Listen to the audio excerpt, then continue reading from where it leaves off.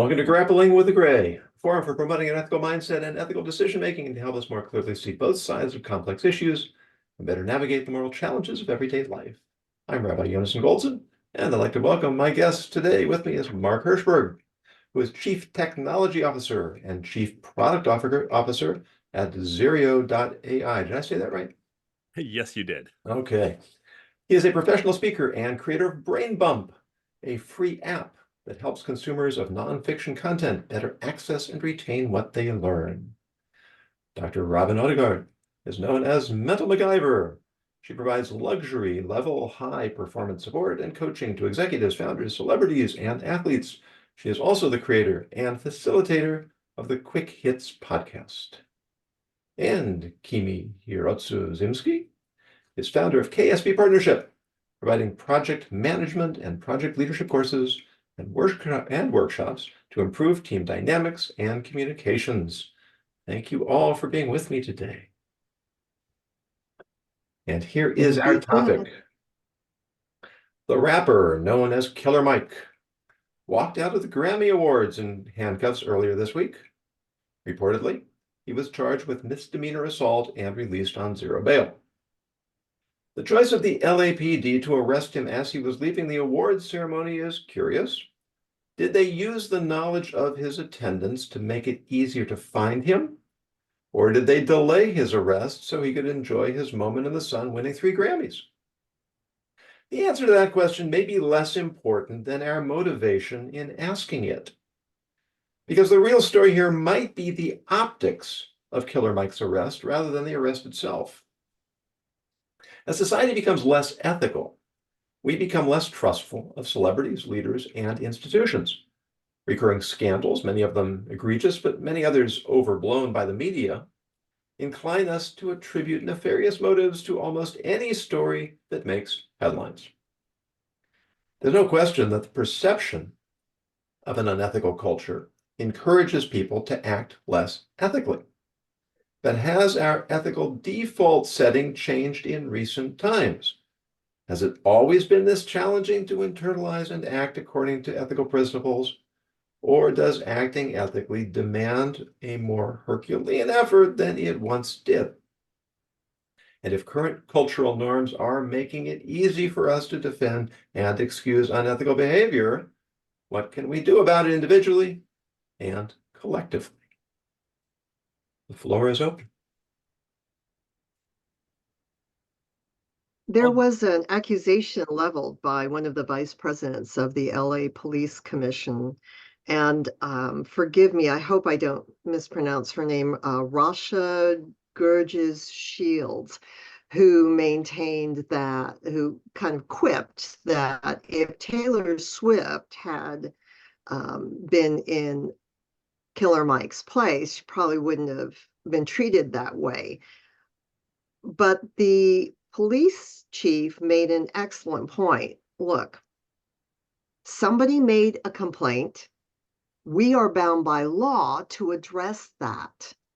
And apparently the care of the person who made the complaint took a while. So I think that might have been their first opportunity to find Killer Mike without creating a massive brouhaha. I think the optics would have been even more interesting if they had waded into the audience and arrested him there. Well, I thank you, Kimmy. I love it when my guests do more research than I do. It really. On that note, we've seen policies adopted by police departments regarding the location and process of arrest. For example, the high-speed chases that many of us grew up with, the police departments have said, we're not going to do that anymore, not because we don't want to pursue these criminals, but the risk to other people and property do not justify it. And so when a police department makes a decision as to the time and place, I would tend to default to their judgment unless we can see some excessive bias. And it could be just thinking there were too many crowds initially. There might even be, it wouldn't surprise me if there are metal detectors at this event or thinking, good, when they're coming out, we know they've been cleared of any weapons while going in. Maybe there was more of a risk. So unless we see something to the contrary, I would tend to give them the benefit of the doubt, which doesn't mean no supervision.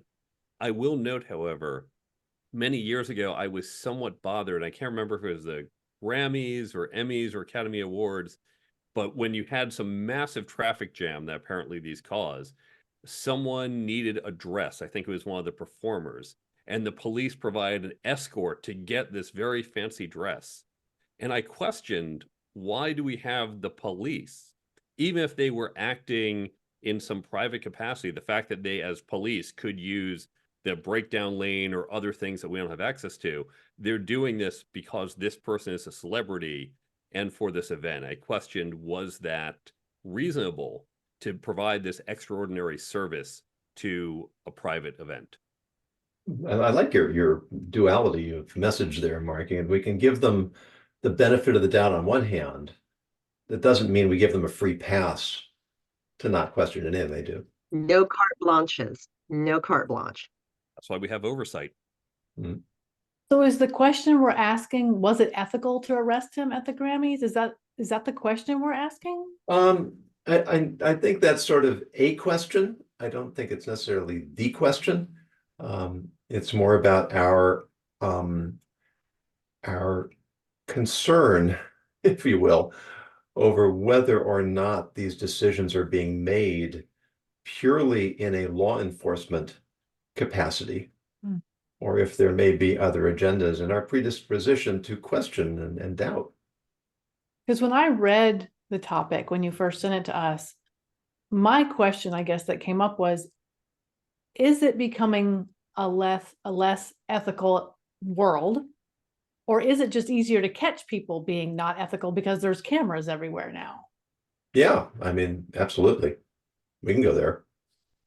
I think there's also a modicum of behavior that rewards people by, making them very publicly known. It rewards people for being, shall we say, zealous. The gentleman and his entourage did not want to go through the metal detectors and the screening. And they made a big fuss about it. And the woman who filed the complaint was a civilian security guard at the facility, because to Mark's point, and he's quite right, they are supposed to get screened going through and into the ceremony. Given so much of what's been going on with violence in so many different venues where we had never seen it before, frankly, including schools, I think that was expecting far too much from the privilege of celebrity. I also would question whether or not the security guard would have filed the charge if it had been a member of his entourage and not actually the rapper himself. Can you expand on that? What Sure. distinction do you make there? I think that there is a possibility that somebody was looking for a little bit of notoriety by being the person that had Killer Mike arrested at the Grammys. And I find it notable that of all the reports I saw, that is the one name you can't find. Interesting. I want to go back for a moment to what Dr. Robin brought up. Question of, are we being more or less ethical? And so it comes down to a question of, is it intent or action? Because on the one hand, you raise the question, are we being caught more now? Because now there's cameras everywhere. But in fact, if we rewind the clock even further back, if we go back more towards the founding of the US, I think we might all be based in the US.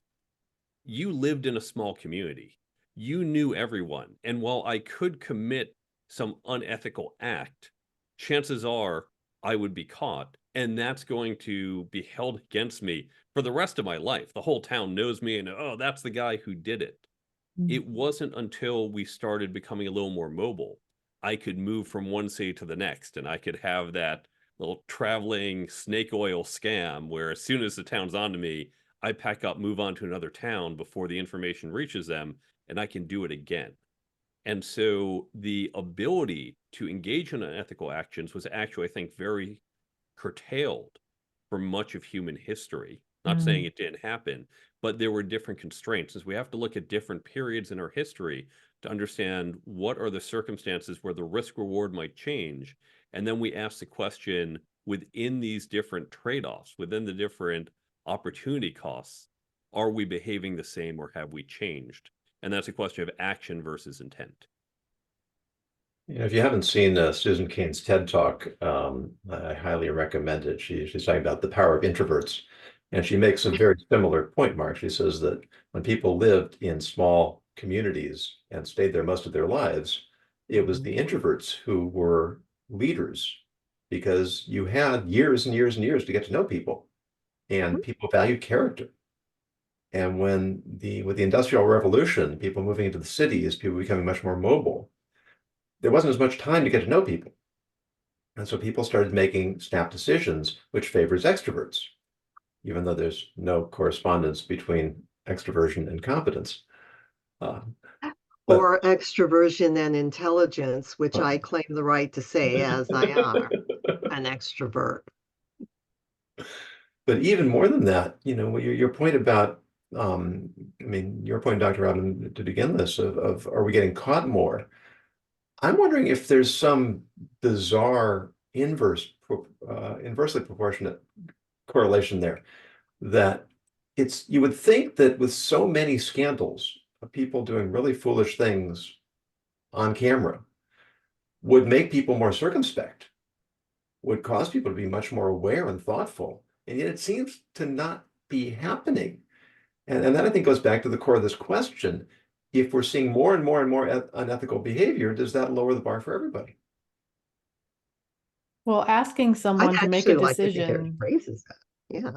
asking someone to ahead. make a decision for their future self, which is a person they don't know, is really hard. Like people don't have, I mean, we should be able to think like you would think, yes, think into the future, but making decisions that are maybe not exactly what you right now in this minute want to do, but it's better for your future self takes a lot of cognitive load. And in an emotionally charged situation, your prefrontal cortex doesn't have the ability to do that thought. I'm gonna argue even further, and again to consider today versus in the past. So let's go back again 200 years, small town, someone has an affair.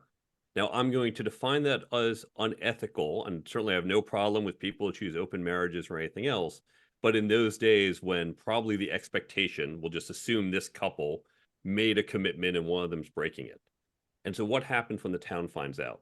Well, there's not that much else to talk about. The corn's growing just like it does every day. There's nothing good on TV because it's 100 years before it's invented. So you talk about the scandal. You've got the capacity to focus on. In fact, this is the most interesting thing to happen in months. Today, my neighbor has an affair. Yeah, okay, whatever. I've got other things to do. I'm trying to raise money for my startup, and oh, there's all these politics, and there's war, and oh, now I gotta get the kids into some program. There's way too much other stuff that I don't have time to care. And so, in fact, the first of two things. The first is that we're all busier. Our lives are busier. There's so much more going on. We don't have the capacity to deal with all the little things. The second piece is that 200, 100 years ago, there were pretty straightforward rules of what's acceptable. Life was the same when you were 10 as when you were 40 for the most part. But if you look at our lives and go back 30 years, revenge porn. Okay, well, that wasn't a thing because we couldn't put someone's pictures on the internet. Well, there were no rules against it. So it's not prohibited. So what's wrong with doing it? Now, you can argue, yeah, morally it feels wrong, but we all draw the lines differently. That's why we have laws. So we have a common line we can all see. But there are so many changes, and I think particularly in my world of technology, that we just don't know. Laws don't catch up that quickly. So people are doing things, making it up as they go, because we just don't know. And we disagree about As where the lines in- are. Well, Mark, in your field, in the field of high tech, which I'm blessedly a little bit more removed from than I used to be, there's all sorts of discussion now about whether or not AI has the ethical right to claim creation of things that have in fact been copyrighted. Talk to the BBC about how happy they are about that.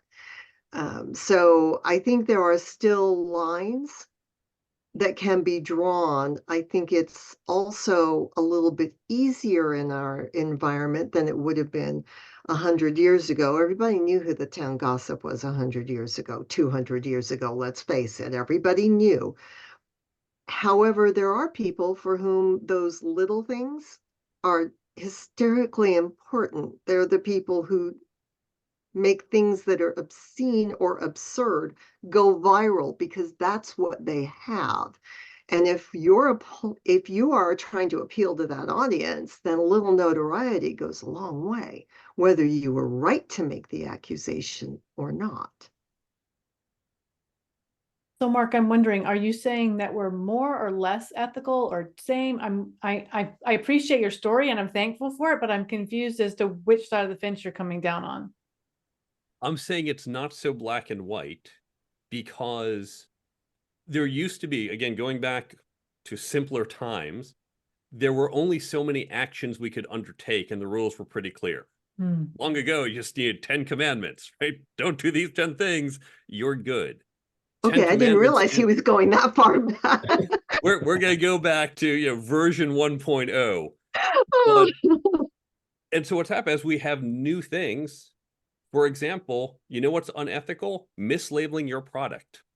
I don't think people were mislabeling products 2,000 years ago. Here's a piece of meat, take it or leave it. That's it. And so because the world got more complicated, there are more areas where we can disagree, because I'm going to draw the line somewhere different from where you're going to draw the line. And so what we might consider unethical behavior, you might think it's unethical.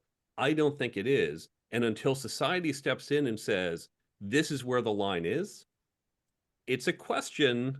Depends on your perspective if it's unethical or not. The Bible does talk about uneven weights and measures, just FYI. Yes. Yeah, I was going to say gonna that say, you get into the nitty gritty that there, especially in the record of the rabbinic literature. I mean, cases that are just so nuanced and so complicated. But I think your point is still on the mark, Mark. That oh, that was unintentional. That that most of society conducted itself in a sort of normative mainstream.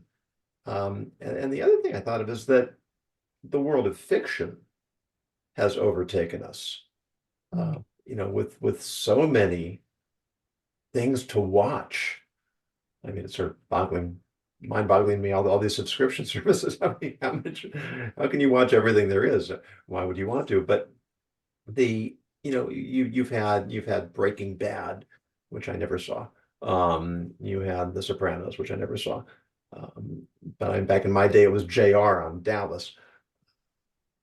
All these, I know, I don't look that old, do I? All of these reprehensible people doing awful things. Well, the people I know who are mislabeling their products and fixing the traffic tickets and this and that and the other, that doesn't rise to the level of evil that I'm watching every evening, fictionalized on my screen. So, I can sort of give that a pass and give myself a pass. I think the influence of technology is a huge part of this.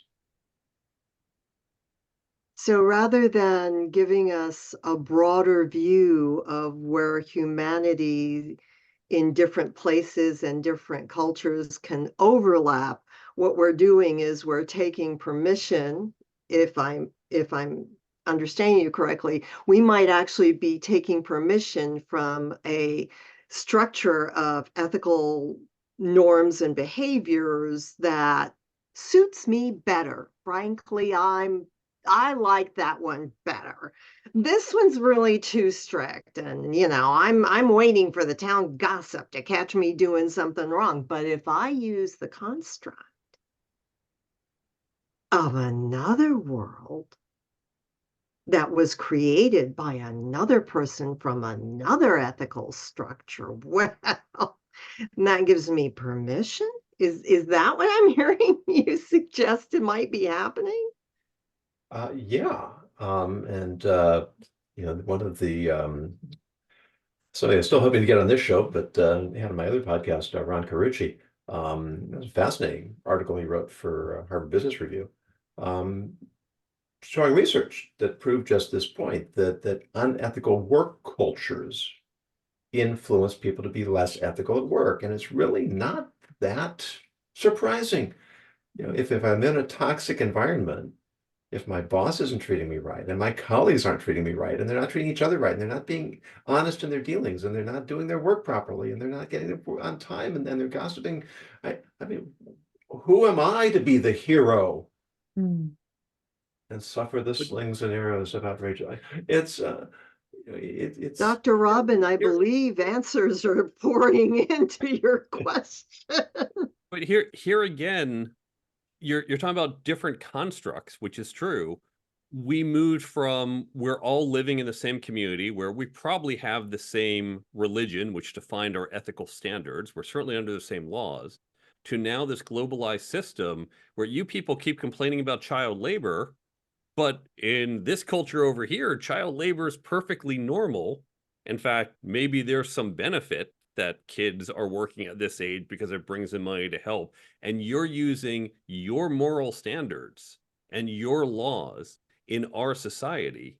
And you're claiming we're unethical or the company that contracts with us is unethical. And so we face this every day, that we have competing ethical structures in different geographies and different societies. Whose really should apply? And how can they all apply? I mean, I want to be, I want to do ethical sourcing, and I want to take care of the climate, and I don't want child labor, right? So And go I go don't on, want to pay $45 for a t-shirt. right? But also go on Fast Company. They've got a long essay on I think it's Fiji water and the child labor and the effect on the environment. I mean, it's like it sounds like a horror movie. Or a story. Kind of is. Like batteries for cars, right? The economic environmental impact is massive, and the extra weight of the cars is causing greater injuries in accidents. I mean, the solar panels, like they're just they're devastating, and then the windmills. I mean, what am I supposed to do? So I start picking and choosing, well, whatever appeals to me more. Well, that means that I'm being really just emotional and arbitrary in designing my ethics system. So whenever something doesn't fit into it, okay, that's all right, because I can't do everything. Nobody can do everything. That's why we outsource some of it to the government, because we don't have time and we have to compromise on where those lines are drawn. And that's the definition of society. Do we not have time, or are we not taking the time? Say again, Kimi? Do we not have time, or are we not taking the time? Well, it's not about time, it's about priorities. Like there's no such thing as not enough time. There's just some things are more priorities than others. And we use the saying, I don't have time, to mean that thing is not a priority. And there I'm have to going be to disagree priorities. with that. Mark, you've been doing a good job of disagreeing with me for the last half hour. Continue. Just to make this more fun, let's take, and again, I'm going to pull from software. I don't mean to make this a technology discussion. It's just have to be a domain I'm more familiar with. Let's take every EULA you have ever signed, end user license agreement. Every time you've clicked, I agree. Whether you read it or not. Yeah, and my guess is you did not. I'm one of the few people who actually read most, but not all agreements. I certainly don't do all, might not even be a majority, but I read quite a few of them. And now you can say, I don't have time, but let's pretend you do have time. Okay, you're going to read all those. That's going to add up. And remember, it's not just one time because they're always sending out updates. Oh, and let's remember, when you want to buy Fiji water, did you read the report by Fast Company? Oh, and when you want to buy this pasta, did you look up the report on that? Oh, and did you see whether this was friendly to the LGBTQ community? Oh, and wait, before you shop at that place, did you check that? And if you I'm looking actually for the argument as to why you disagree. It still sounds like not a priority.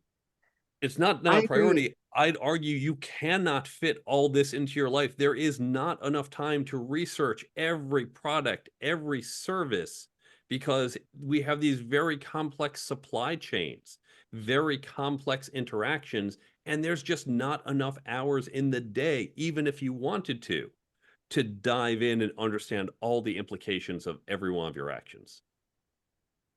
Still sounds like priorities to me, but that's I okay. don't You hear know you. what I don't I hear you think? really arguing. I hear it's really more of a matter Yeah, of I think it language. is a matter of priorities, but I also, being one of the people who reads the darn things, that's why I didn't use iCloud storage for years and why I still haven't, because buried in their user agreement is here, Apple, have permission. I will give you intellectual property rights to anything I store on your cloud. I'm sorry, what? Mm. And they haven't taken it out, which is fine. I'm sure not getting my business is just causing Tim Cook to lose sleep. Um, but that being said, do I research what's going on with the pasta company that makes the fresh pasta because I'm too lazy to learn how to make pasta? No, I don't. Why? Because the pasta that goes into my body is, weirdly enough, actually not nearly as important. Thank you, Dr. Robin. It's not as much of a priority as whether or not I retain intellectual property rights over something that I've labored long and hard to create. So I agree with Dr. Robin. I think it still gets down to priorities, because you're right, Mark. Nobody's going to have all the time in the world. But when it comes to deciding to make a spectacle of someone else, or possibly even yourself while you're doing it, in the public eye, like filing a report that could probably have been resolved, filing for a citizen's arrest on an action that probably could have been addressed off camera completely, strikes me as less of a prioritization of ethical decisions and more of a self-aggrandizement decision. Their priority has nothing to do with ethics and everything to do with what potentially they believe they can get out of it, if I happen to be right about that. And What maybe would you have suggested she do if not file a police report about a weapon coming into a crowded area? but it wasn't about a weapon. It was about the fact that he and his entourage pushed her down to the ground in an effort to get around being scanned. There actually hasn't been any record shown that any of them were carrying weapons. Because in Did they end up California, going it's a lot through- harder than you think. Did they end up going through the scanner, or did they beat the system, so to speak, by No, pushing? they ended up being patted down and scanned, I'm told, but according to one of the articles. So they were still inspected for weapons. But along the line, they thought it was okay to push somebody to the ground and And why do you manhandle think them. she should not have filed a police report on that? I'm not saying she shouldn't have. I'm just wondering what was the ethical dilemma she was looking at in not taking it directly to her crew chief, who could take it directly to the police liaison that's on site at every one of those locations. Why was it instead that she chose to file charges? That's where I think the ethical dilemma was. What was driving that? Is it, I think he's going to get away with it if I don't make a big fuss? And look at him wandering around, pushing people around. So I'll say I was in a similar situation once. I didn't realize about the push. I was at my brother's graduation from Northeastern, Bill Cosby was the speaker. This is before all the Yes. Bill Cosby scandals, back when he was still beloved. And I was standing in one of the reception areas, and all of a sudden behind me, this big guy just shoves me, says, "Excuse me." Not "excuse me," and then bumps past me. Shoves me, says Oof. "excuse me," as if that statement mitigates the shove. And Bill Cosby was coming down the stairs, and I was perhaps blocking his path. And he pushed me. And I remember now, I just brushed it off. I didn't even realize what had happened until after they had gone past. Oh, maybe I bumped into someone, realized he shoved me. And I can tell you, I have thought about it afterwards. It has bothered me that I didn't say, "Hey, stop. This is not acceptable." And I certainly would have, except it happened so fast. I was maybe 22 at a time. I didn't speak up as much back then. But at the very least, I would have called it out. I would have also been okay filing charges, because it is behavior that says it is acceptable for me to do this. And I personally have a strong feeling that when we don't call out people for the minor infractions, broken window theory, it will increase. And then we wind up with some horrible people like some of whom we see these days. Yeah, and I think that's a Okay. really I am with her. interesting. I think it's a really interesting point, and it's one I've thought about at length. That it's sort of like when you're feeling a little bit sick. You don't want to be a hypochondriac and go to the doctor for everything. You also don't want to try to be stoic and miss something. I have had a former student who died very young because she overlooked something that was kind of bothering her and didn't seem too serious. And by the time it was diagnosed, it was too late. Very tragic. But in the same vein, I don't want to be, wait, what do they call them now? Karens? Hey, watch it. That's my first name, you know. I did not know. It's my English name. Well, I guess I'm going to have to think about whether I want to invite you back again. Well, there you go. Whatever the name is. There are people who find fault with everything. Who, what do they call it then? It's PTBO, proclivity to be offended. It's got I a love label, right? They take offense at everything. And that's absurd. It And is absurd, but shoving people isn't just everything. Exactly. So, but I'm just sort of putting myself in It's finding that the place line, I've been in like Dr. myself, Robin pointed out. where I It's kind of finding that I want to line. call it out, but I don't really want to make a big deal out of it because it doesn't seem that important. And that's often a very difficult line to navigate. I'm going to argue for what was it, PBTO? PTBO. Proclivity to be offended. Now, I am just playing devil's advocate here. I am not necessarily, I want to go on record, I'm not necessarily saying, but I want to give, here's an argument for why that might be okay. Years ago, these women got all uppity because they wanted things like bank accounts without having their husband or father sign off on it. Now, the law was very clear. You need your husband or father to sign off. There's nothing in our legal system saying they should have the other rights, but they started saying, wait, this isn't fair. And they started to make noise. So even though what the banks were doing was perfectly legal, they said, we don't think this should be. We need to move the law. And now we've had other cases, and most of us would say, me too, of that, yes, women should not need to get a man's permission to do this. I'm taking, obviously, what's an extreme example. And then we see in other cases where people say, hey, you shouldn't be able to touch me. You shouldn't be able to make this statement about my gender, my race, something else, even though it was not illegal. But we said, the law is a little outdated and it should move. And so you've had all these people said, I am offended that you're making these racial comments. I am offended that you are doing this, even though it's legal. I'm going to push back. And so other people, just with a separate set of ethics, separate lines that they draw, right or wrong, are saying, well, you did it. I'm going to do the same thing. And so I think that's the mentality they're coming from. Now, again, I happen to agree with most of the progress we've made about women in banking and many other things. I don't always agree with some of how people are being offended today, but you can create an argument that just says, this is how society changes. It begins with outrage. And if I believe the line needs to be moved, this is how I'm going to move it, because that's how other people have moved it. Hmm. And what of those people for whom it is not just a defense of the status quo, but it is ethically and morally wrong? And you can probably already tell I would be the last one to say that I thought male guardianship in the legal factor was a good thing. The people who defended it had reasons also.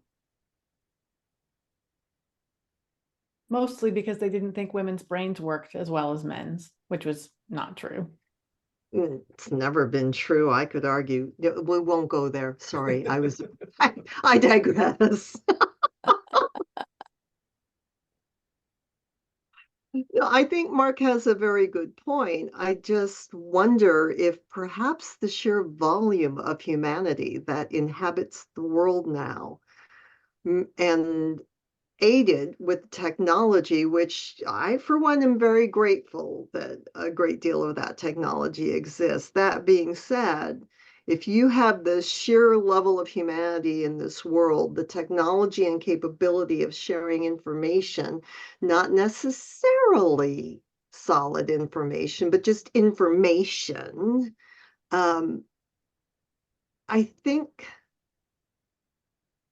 it goes back to what Dr. Robbins said about, what would you do that if you thought about how it would affect your future self, you would think, oh, that's probably not a good idea. What would you say if you actually realize that nothing that you say is ever lost?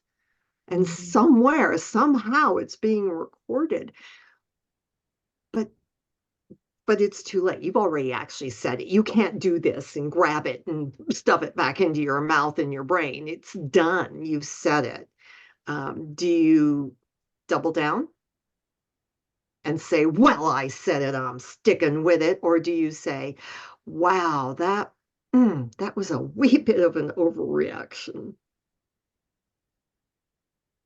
What's the Are you allowed to say it's an overreaction? Because sometimes it doesn't matter whether you say, sorry, prefrontal cortex didn't edit that appropriately. People are like, don't care. That's what you think. You said it. You're canceled.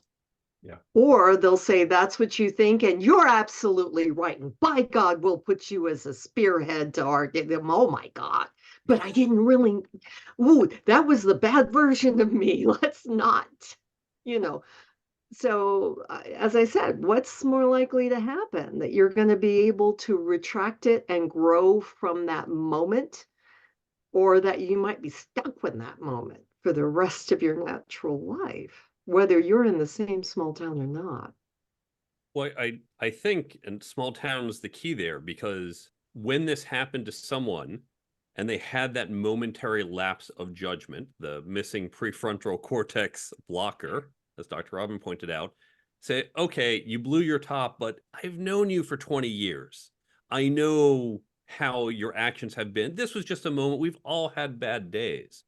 But to your point, the fact that now everything is captured, people who have never met you see those 15 seconds that got caught because someone else is incentivized to say, if I promote these 15 seconds, regardless of context, whether the 15 before or after, or the 15 years before, I'm going to promote this because it drives traffic, it gets clicks, it helps make me gain more eyeballs. I'm going to promote it, and now people have no other context in which to judge you. And so the systems of modern society, not formalized society, but just the nature of how we interact with putting things online, create the attention to the extremes, which is what's causing, I think, some of this raised visibility.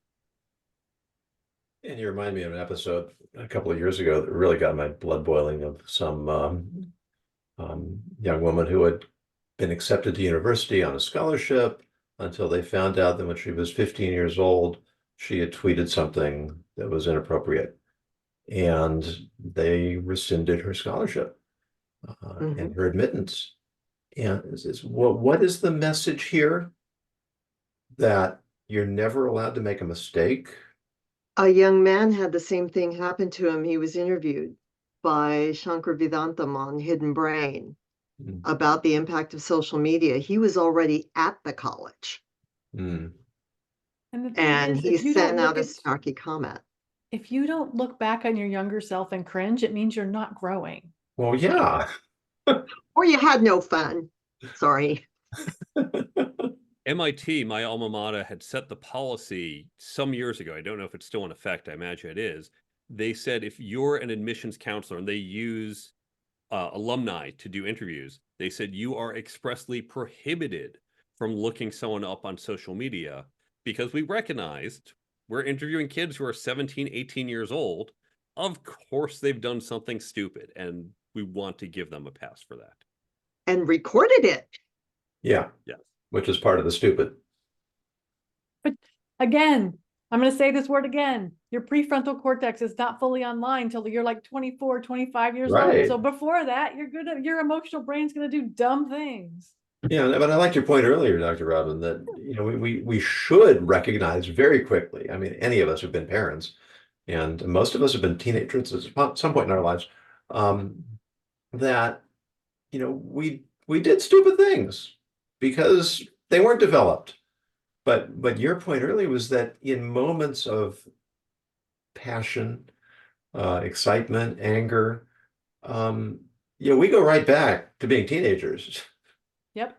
Because that part of your brain goes offline. If you go Yeah. into a fight, flight, freeze, high emotional state, that part of your brain that manages memories and makes logical decisions shuts down, and you do dumb things. Here's a question for Dr. Robin. We have said as a society, 18, that's the cutoff. If you commit a crime, that's whether you go to juvenile or adult. Now, in given states, it might be a plus or minus, it might be 16. Depending upon the Generally, 18 crime. is when we say you're an adult, other than for some reason alcohol.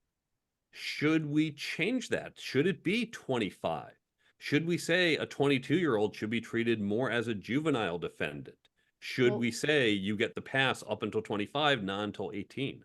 So here's the I would question sign then. that Who's petition. responsible for them? Because up until 18, your parents are responsible. We just saw a woman who's going to go into jail because her son used a gun to kill. So if we do that, are we saying that parents are responsible for managing their children until 25? And if you do that, does that mean the military can't enlist you until you're 25? And I mean, and take driving. I mean, you're giving a 16-year-old 1,000 pounds of metal to drive at 60 Or miles an hour. plastic. But what's the alternative?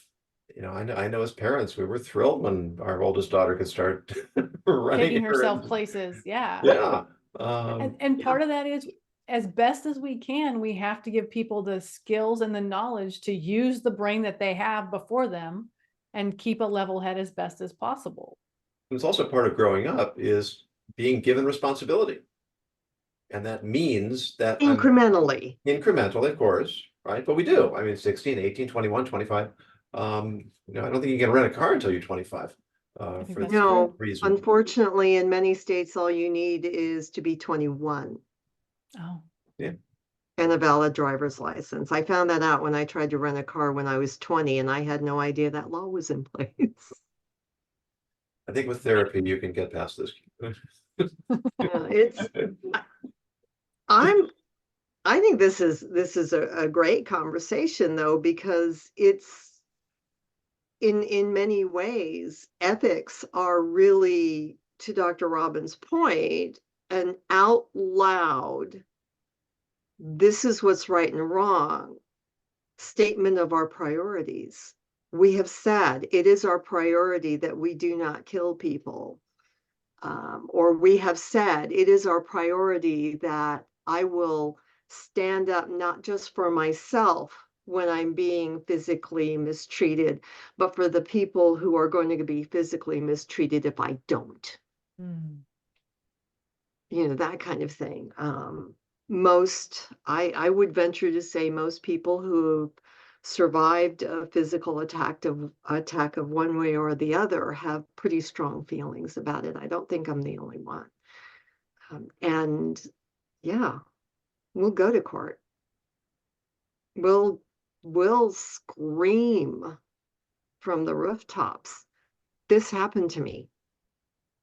Don't let it happen again. Hold them to account for what they did. You know, we lionize heroes because of what they've done. And we hold them up as examples of terrific moral integrity and humanity. They didn't get there at that moment whole. It was little things that they did all along their journey that turned them into that kind of person. Well, it's being shoved in an arena or attacked on a street. Somewhere, somebody told those kids it was okay. Somewhere, somebody told Killer Mike and his crew, yeah, it's all right. You know what? They're not as special as you. It's okay to treat them like they're less than. And so I'm kind of with you on that, Mark, in terms of